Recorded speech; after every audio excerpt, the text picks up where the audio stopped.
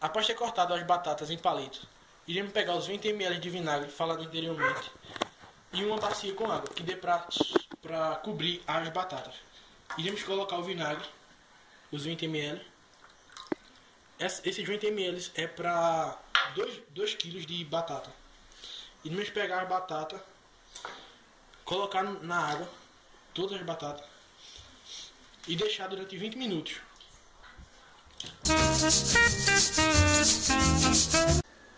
Após ter passado os 20 minutos, vamos dar uma leve cozida nas batatas durante 5 minutos, em água fervente.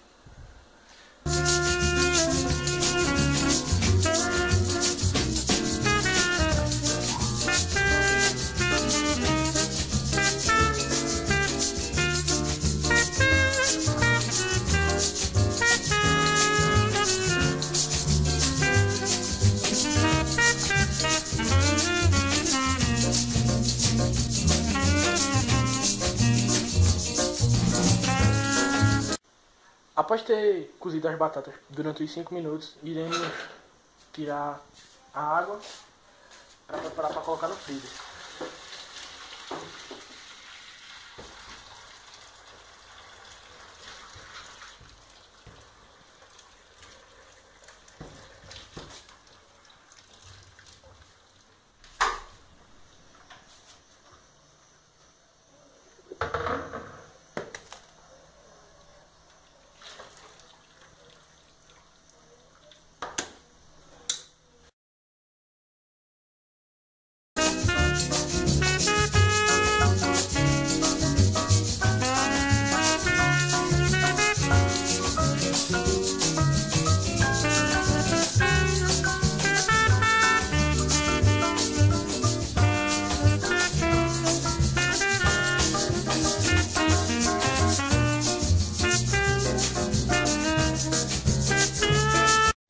Passadas 24 horas, vamos fritar as batatas e ver o resultado final.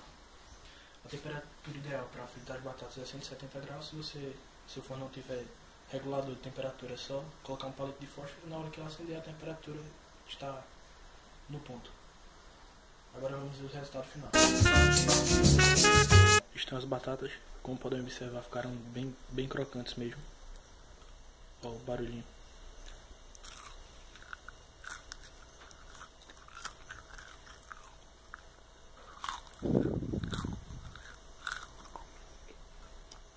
Muito gostosos. E é isso aí, pessoal.